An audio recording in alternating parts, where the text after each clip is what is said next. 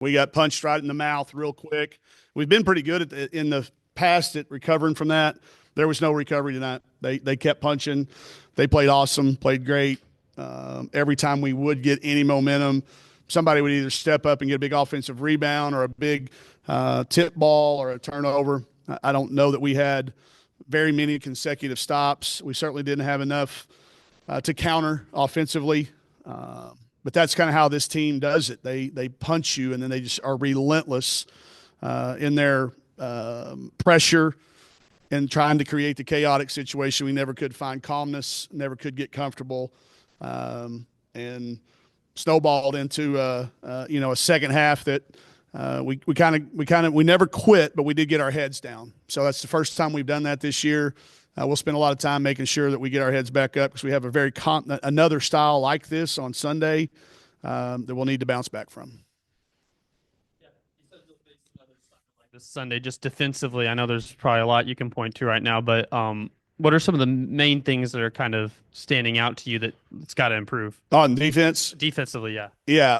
We got back cut like 8 times, I think. I lost count. We don't even pressure.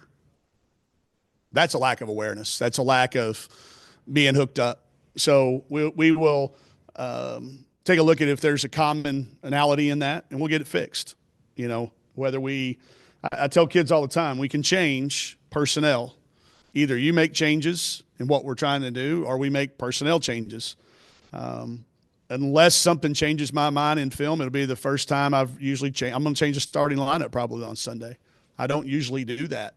I think it's time for us to give somebody a chance. Carly Johnson's come in, and it didn't happen to her, so we'll give her a shot at it. I don't know for who. I'm not telling you what's happening yet. That's just my gut reaction, but it is time with this team. I think they need to know that things like that, 10, who's an unbelievable player. They're good, but we have our hands down on a kid who'd already made 3 threes, and it's not one person, it's the next person.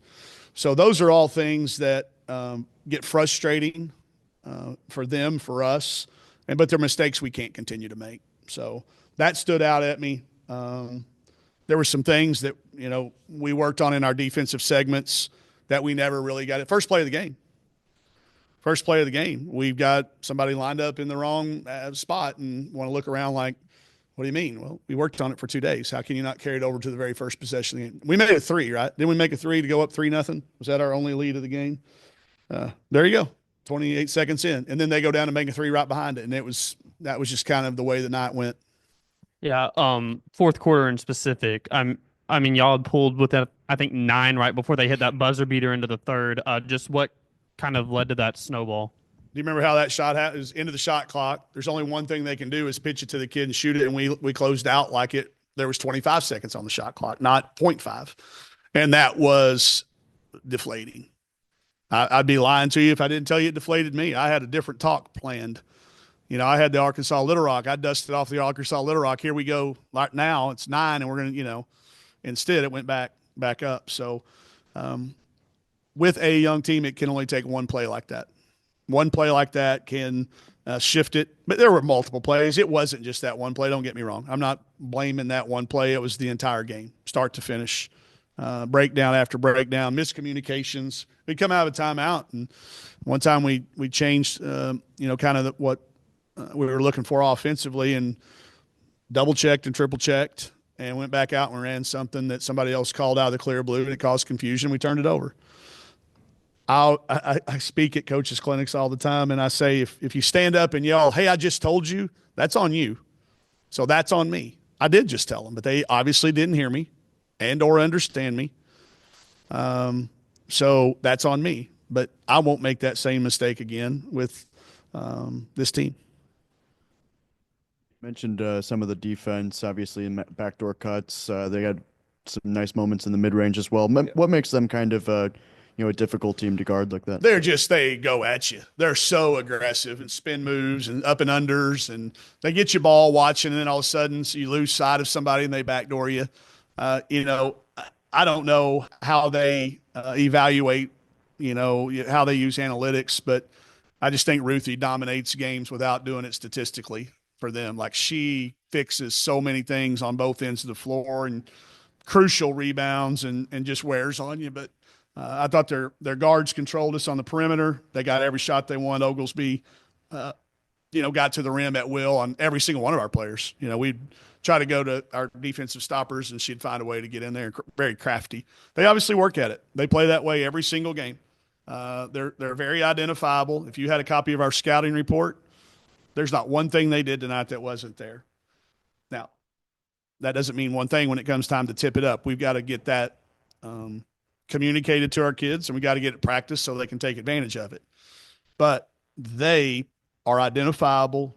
They play to their strengths, and I think that's why they're going to have a good year.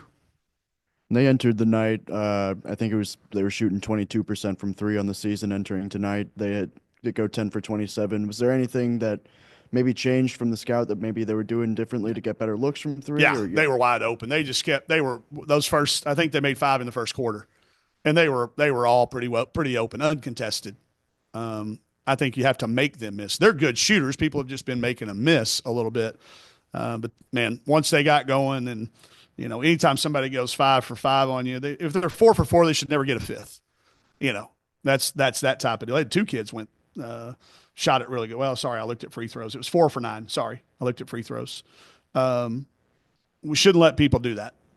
So that's correctable a couple of different ways. Again, we'll find somebody that can guard it, because that's going to be something people will do against us.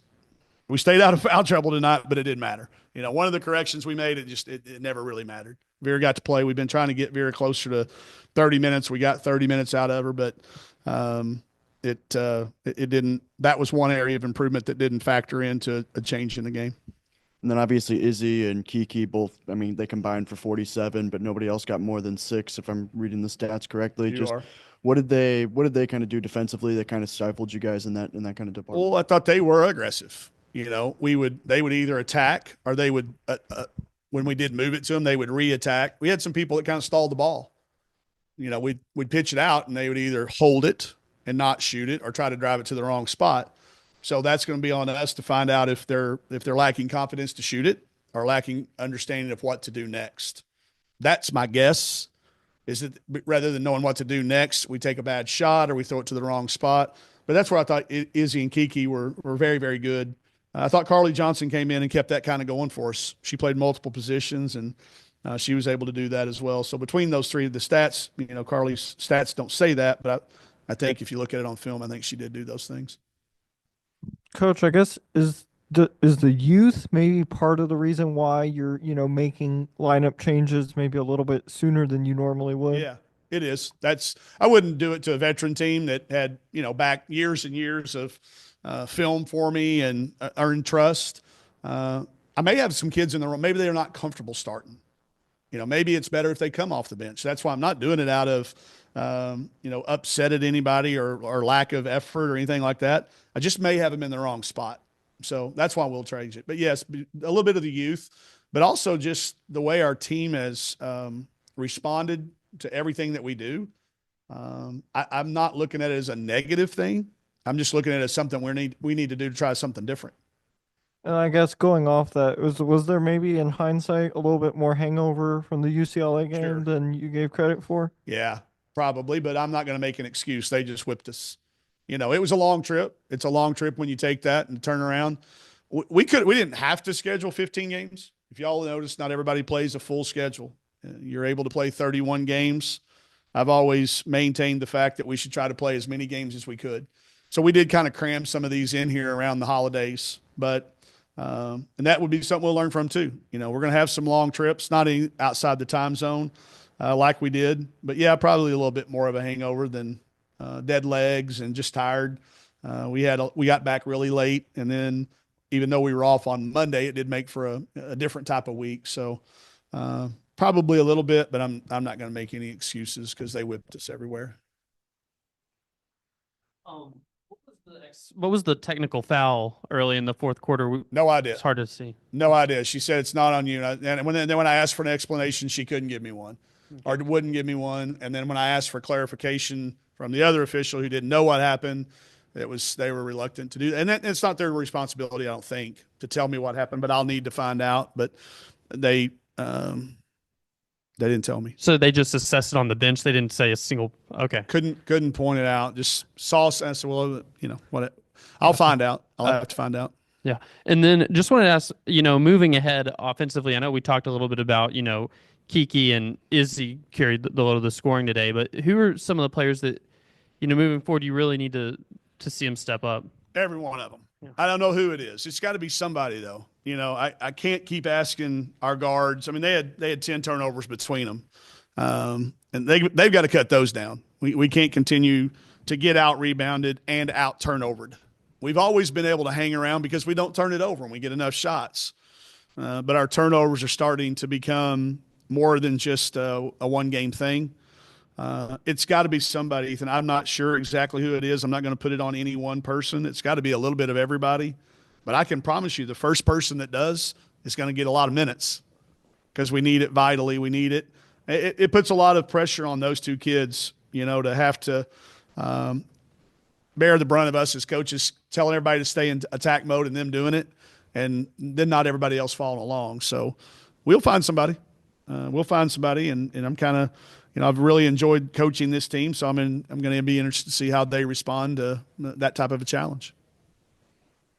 One more from me. You mentioned that they made a three, at the end of the quarter, and Correct. then at the end of the half where, y'all's bucket just goes in maybe a fraction of a second too late. Is that something that at the end of the half, is that something, maybe the situational awareness as the team grows up, that those things will kind of go the other way? Hope so, because it has to. I mean, we got a good action called. It took us it took us too long to get into it. It was obviously going to be the right action, but we got it into it a fraction late. And again, I don't want to blame it on language barrier because it's not the English language, it's my accent. The play that I called does sound kind of close to the other one, to non-Arkansas kids. So that happened. I'm trying not to call very many actions in a live ball. Just trying to play. But when there's a dead ball or a late clock, but that's, again, I'll learn that. I'm not going to call those two plays together. I'm going to change the name of the play so that they don't sound alike anymore. And yeah, it's stuff that I would like to tell you we were prepared for everything, but I wasn't prepared for that one. Coach, I thought you said this, and I said it out loud, and I thought, okay, I can kind of see how that happened. But I think when you have a team that played as well as Oral Roberts did, you have to play very clean, and we weren't clean in any aspect because they made us play that way. It's on the top of the board in there. Y'all can walk in there. It's going to be chaotic, and we never found calmness. Even though we had pretty good practice, that doesn't always carry over, and it certainly didn't tonight. So, but it better because, again, we're going to see it again on Sunday. Thank y'all.